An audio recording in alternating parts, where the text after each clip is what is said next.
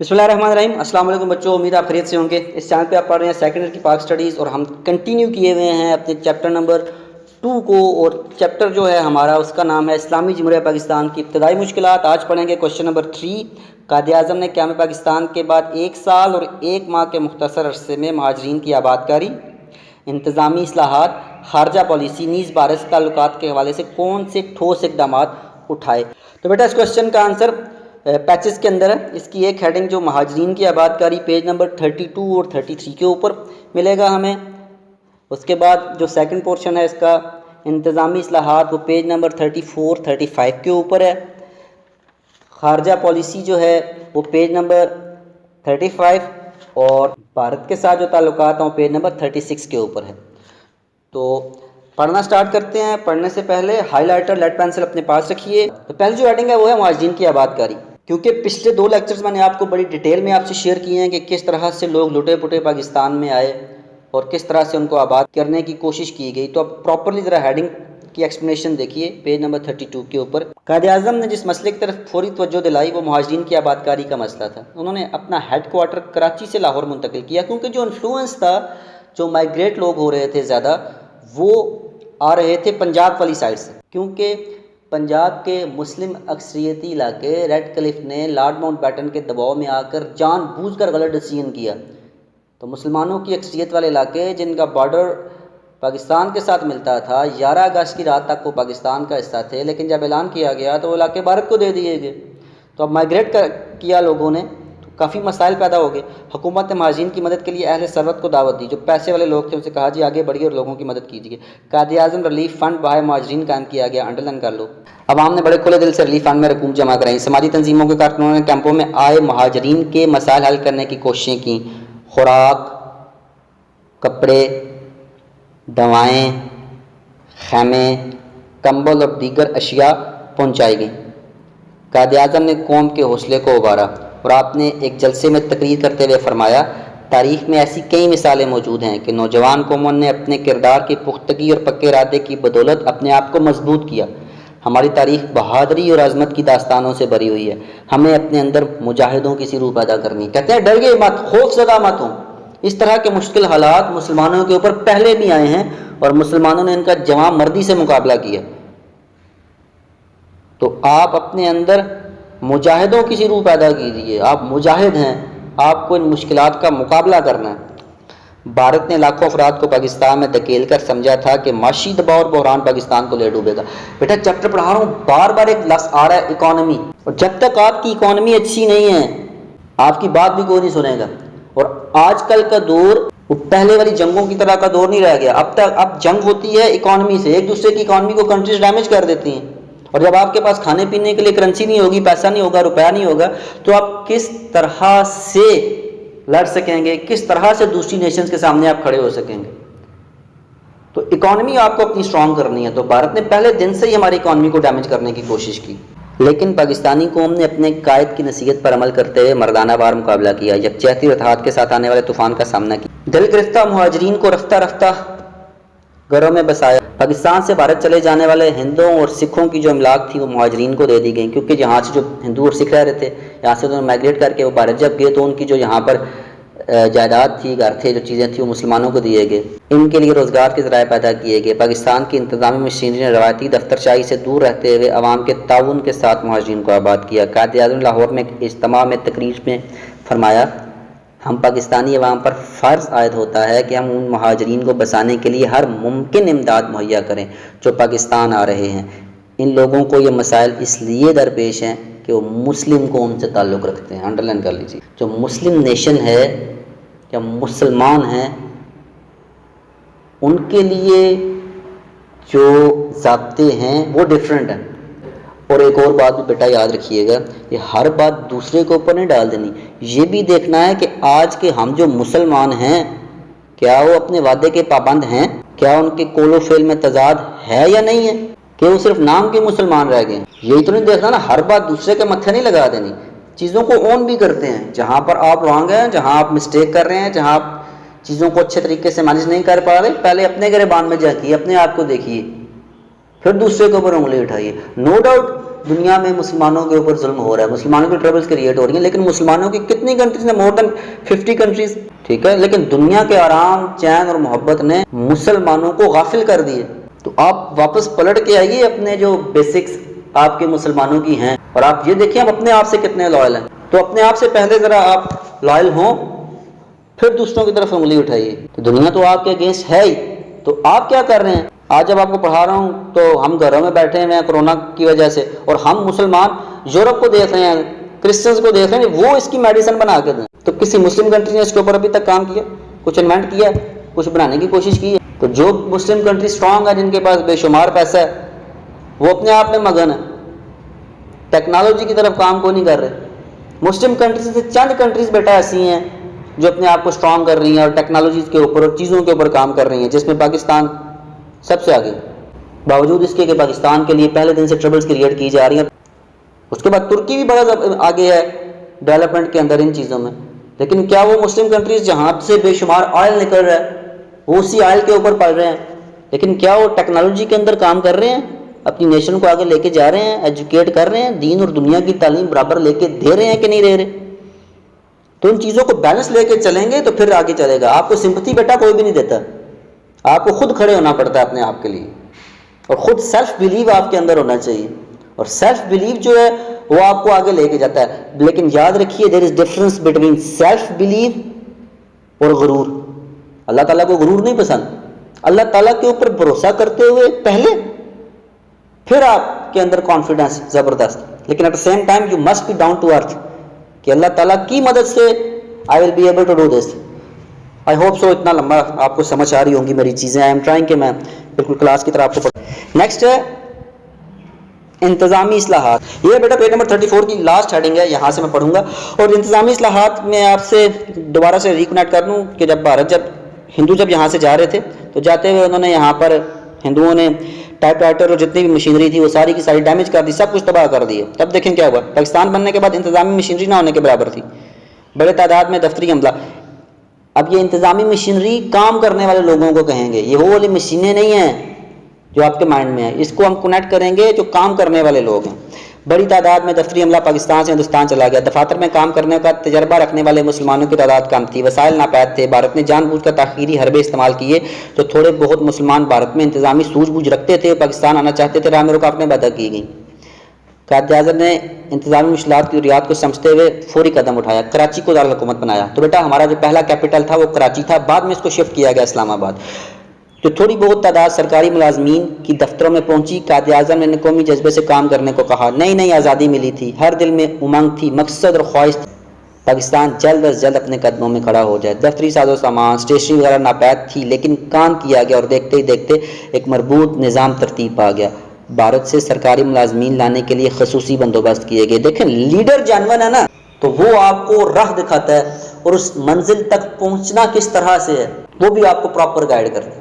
تو قائد اعظم کی شکل میں ایک ایسے لیڈر موجود تھے جنہوں نے اس نیشن کو لیٹ ڈاؤن ہونے سے بچایا۔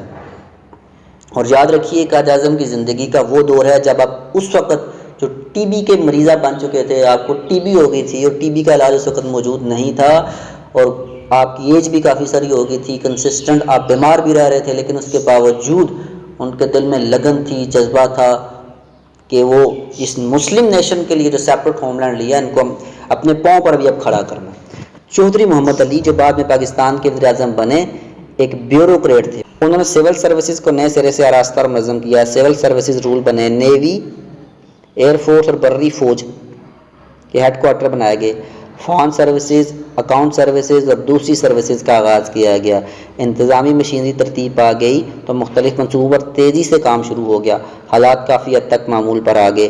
مشینری کو ترتیب دینے میں قائد اعظم کا مرکزی رول تھا۔ لیکچر اینڈ تک سننا، انشاءاللہ کنکلوڈ کروں گا آپ سے کہ کیا کیا چیزیں پاس نہیں تھیں اور اب ہمارے پاس کیا کیا چیزیں موجود ہیں۔ اس کے بعد بیٹا نیکسٹ جو کوشچن کا پورشن ہے اس میں وہ پوچھ رہے ہیں کہ خارجہ پالیسی سے کس طرح سے قائد اعظم نے اس کو آگے بڑھایا۔ تو خارجہ پالیسی کے رہنما اصول ہیں بیٹا پیج نمبر 35 کے اوپر، اور پہلے سمجھ لو خارجہ پالیسی ہوتی کیا ہے۔ خارجہ پالیسی اگر بالکل سادہ زبان میں بات کی جائے تو اس کی ڈیفینیشن ہے اپنے ملک کے فائدے کو سامنے رکھتے ہوئے دوسری کنٹریز کے ساتھ ریلیشن شپ بنانا، یعنی کنٹری ٹو کنٹری جو کانٹیکٹ ہوگا، جو کمیونیکیشن ہوگی، وہ بغیر غرض کے نہیں ہوگی۔ یہ دوستوں والی دوستی نہیں ہے جس میں کوئی غرض نہیں ہوتی، کنٹری ٹو کنٹری ایسا نہیں ہے۔ اور یہ بیٹا کوئی بری بات نہیں ہے کہ کسی غرض کو سامنے رکھ کر کسی دوسری کنٹری سے دوستی کی جائے۔ ہاں، دوستوں کی دوستی میں اگر کوئی غرض چھپی ہو تو اس کے اوپر کوسچنز آ سکتے ہیں، لیکن کنٹری ٹو کنٹری جب آپ کمیونیکیٹ کرتے ہیں تو اس میں کوئی نہ کوئی غرض ہوتی ہے جس وجہ سے آپ ایک دوسرے کے ساتھ اپنے تعلقات کو بناتے ہیں۔ تو پہلا کام قائد اعظم نے کیا کیا؟ سفارت خانوں کا قیام۔ دنیا کے اکثر ممالک میں پاکستان کے سفارت خانے اور سفارتی مشن قائم کیے اور تمام ماضی سے تعلقات استوار کرنے کی ابتدا کر دی گئی۔ قائد اعظم نے مختصر مدت میں بڑی تیزی سے پاکستان کو خارجی دنیا سے متعارف کرایا، بیرونی دنیا۔ سفارتکاروں کو خصوصی ہدایات جاری کی گئیں کہ وہ بھرپور انداز میں اپنے فرائض ادا کریں، وہ اپنی ذمہ داریاں صحیح معنوں میں مشن سمجھ کر ادا کریں۔ انہیں ہدایت کی کہ سیاسی، سفارتی، فوجی، تجارتی اور معاشی شعبوں میں قومی مقاصد کے حصول کے لیے کوشاں رہیں۔ سفارت خانہ کیا ہوتا ہے یہ سمجھ لو، اور سفارتکار کیا ہوتے ہیں۔ بیٹا جب ایک کنٹری دوسری کنٹری کو ایکسیپٹ کرتی ہے کہ ہم آپ کے بارڈر کو اور آپ کے قانون کو ایکسیپٹ کرتے ہیں اور اس بات کو مانتے ہیں کہ آپ دنیا میں ایک انڈیپینڈنٹ کنٹری کی حیثیت سے موجود ہے، تو وہ آپ کے ملک میں ایک آفس اوپن کرتے ہیں تاکہ دونوں کنٹریز کے درمیان کمیونیکیشن ہو سکے۔ تو ہمارے پاکستان میں پوری دنیا کے جو سفارت خانے ہیں وہ آفیسز موجود ہیں سوائے اسرائیل کے۔ تو جب کمیونیکیشن کرنی ہوتی ہے دونوں کنٹریز میں تو وہ ان کے آفیسز کے اندر ریکارڈ موجود ہوتا ہے سفارت خانے کے اندر، اور سفارت خانہ ہی آپ کی کمیونیکیشن کرواتا ہے اس ملک سے۔ سپوز اگر ہم سعودی عرب سے کمیونیکیٹ کرنا چاہتے ہیں، میٹنگ کنڈکٹ کرنا چاہتے ہیں ہائر لیول کی، تو ہم یہاں ان کا جو سفارت خانہ ہمارے اسلام آباد میں موجود ہے وہاں رابطہ کریں گے۔ اس سفارت خانے کا ایک ہیڈ ہوگا، اس کو کہیں گے سفیر، ریپرزینٹیٹو، پھر اس کے ساتھ اس کا سٹاف سارے کا سارا موجود ہوگا۔ تو وہ جس ملک کا سفارت خانہ ہے، جس ملک کی ایمبیسی ہے، اسی ملک کا سفیر بھی وہیں سے آیا ہوا ہوگا۔ یعنی اگر سعودی عرب کا سفارت خانہ پاکستان میں تو سعودی ایمبیسی کے اندر جو امبیسڈر ہوگا، جو سفارتکار ہوگا، جو ہیڈ ہوگا، وہ سعودی نیشنل ہوگا، سعودی عرب سے بھیجا گیا ہوگا۔ بالکل ایسے ہی جیسے ہمارا سفارت خانہ اگر ترکی کے اندر موجود ہے تو ترکی میں ہمارے ایک سفیر ہوں گے، ملک کے ریپرزینٹیٹو ہوں گے جن کو یہاں سے وہاں بھیجا گیا ہوگا کہ آپ ترکی اور پاکستان کے ریلیشن شپ کو مینیج کیجیے۔ دوسرا ہے اقوام متحدہ کی رکنیت۔ پاکستان 30 ستمبر 1947 کو اقوام متحدہ کا رکن بنا۔ انڈرلائن کر لو، دیکھو پاکستان اپنے بننے کے تقریباً 1 ماہ اور 16 دن لگے۔ 14 اگست کو پاکستان بنا اور 30 سپتمبر کو یونائٹڈ نیشن کا ممبر بن گیا۔ پاکستان دنیا میں امن و آشتی کے لیے اپنا مثبت کردار نبھاتا رہے گا۔ پاکستان نے طے کیا کہ وہ عالمی برادری میں اپنے کردار بھرپور طور پر نبھائے گا اور اقوام متحدہ کے فیصلوں پر پوری طرح سے عمل کرے گا۔ کوئی دو رائے نہیں ہے سوائے ہمارے چند دشمن ممالک کے جو اس کو ایکسیپٹ نہیں کرتے، ورنہ یونائٹڈ نیشن کی جو فوج ہے اس فوج میں جو سب سے بہترین لوگ ہیں، بہترین جو آرمی ہے، اس کو کنسیڈر کیا جاتا ہے دیٹ بلانگس ٹو پاکستان۔ اسلامی ممالک نے پاکستان کی تشکیل کا بڑے جوش و خروش سے خیر مقدم کیا اور توقع ظاہر کی کہ پاکستان اسلامی دنیا کی ترقی، خوشحالی اور بہبود کے لیے اپنے فرائض نبھائے گا۔ تھرڈ کام کیا کیا خارجہ پالیسی کے اندر قائد اعظم نے؟ مسلم ریاستوں سے خصوصی تعلقات۔ یوں تو پاکستان کی خارجہ پالیسی کا بنیادی اصول قرار پایا کہ تمام مسلم ممالک سے اچھے تعلقات کے قیام کے لیے کوشاں رہے گا، تاہم مسلم ممالک سے بڑے ہی خصوصی تعلقات قائم کیے جائیں گے۔ پاکستان قائم ہوا تو دنیا میں آبادی کے لحاظ سے سب سے بڑا اسلامی ملک تھا، لیکن یاد رکھیے گا 71 تک سب سے بڑا اسلامک ملک تھا۔ 71 میں جب ملک کا ایک انسان سے الگ ہو گیا تو اب ہم آبادی کے لحاظ سے دنیا کا سب سے بڑا ملک نہیں۔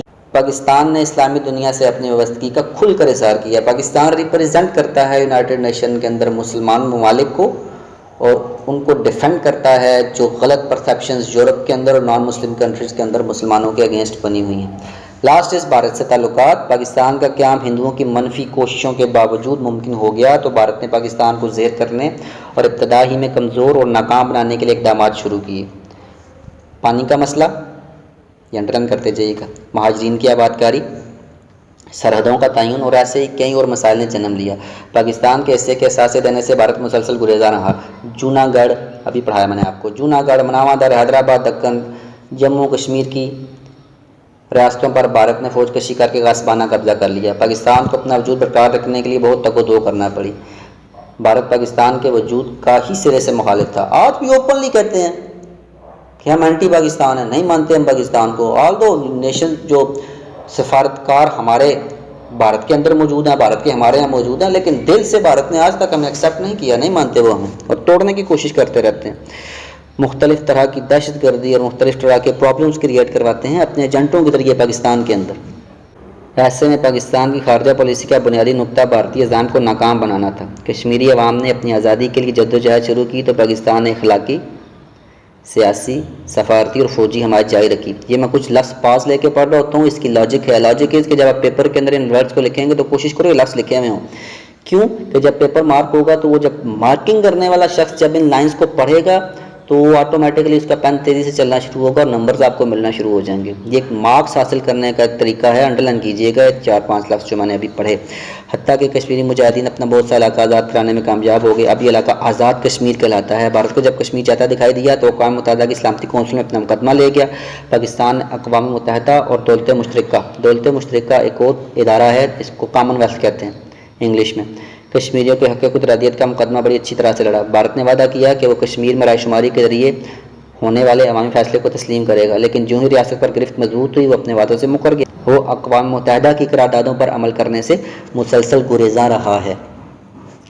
جب کشمیر چاہتا ہاتھ سے دکھائی دیا، یونائٹڈ نیشن کے پاس چلے گئے کہ جنگ بند کر دی جائے، لوگوں سے ان کی رائے لی جائے گی، لیکن بعد میں اس علاقے میں جو باقی ان کے پاس رہ گیا، بہت بڑا علاقہ کشمیر کا ابھی بھی بھارت کے قبضے میں ہے، وہ علاقہ جب ان کے پاس رہ گیا تو گرفت مضبوط کر لی، تو اب وہ کوئی یونائٹڈ نیشن کی بات کو نہیں سن رہے، کوئی رائے شماری نہیں کرا رہے، اور یونائٹڈ نیشن بھی چپ ہے۔ بھارت نے پاکستان کو نقصان پہنچانے کی کوشش کی، لیکن پاکستان کی خارجہ پالیسی نے اس کے تمام عزائم کو ناکام بنا دیے۔ کچھ چیزیں بک کی حد تک اچھی لگتی ہیں۔ خارجہ امور میں پاکستان کی ابتدائی کامیابیاں اور بھارت کی جانب سے جارحانہ اقدامات کا ناکام ہونا بنیادی طور پر قائد اعظم کی عمدہ قیادت کی بدولت ہے۔ تو بیٹا یہ تھا ہمارا کوشچن نمبر 3، بڑی ڈیٹیل کے ساتھ آئی ایم ٹرائنگ کہ آپ کو ایکسپلین کر دوں، آل دو ویڈیو کی لینتھ بڑی ہوتی چلی جا رہی ہوتی ہے، لیکن کیونکہ ہم اس کو ایز اے پروفیشنل میں آپ کو پڑھا رہا ہوں، ایز اے پروفیشنل، اور آپ as a being a professional student آپ اس کو پڑھ رہے ہیں تو غور سے اس کو پڑھا کریں، تاکہ جب انشاءاللہ back to colleges, back to classes ہم آئیں تو یہ چیزیں آپ کو آلریڈی کلیئر ہوں پہلے سے ہی۔ امید آپ کو سمجھ آئی ہوگی۔ کوئی کوشچن وغیرہ آپ نے کرنا ہو تو واٹس ایپ پہ میسج کر دیا کرو، یوٹیوب پہ دیکھ رہے ہو تو کمنٹ کر دیا کرو، اور اپنے گھر والوں کا، ارد کے لوگوں کا خیال رکھا کریں۔ اینڈ جو باہر مین گیٹ جب ناک ہوتا ہے یا مین گیٹ کی جب ڈور بیل بجتی ہے تو جو میرے میل بچے ہیں، میل اسٹوڈنٹس ہیں میرے، وہ ذرا ناک جو ہوتا ہے تو خود اٹھ کے جایا کرو ذرا دروازے پہ کون ہے۔ یہ چھوٹی چھوٹی باتیں اپنی زندگی کا حصہ بنائیے۔ ملتے ہیں نیکسٹ لیکچر میں، تب تک اللہ حافظ۔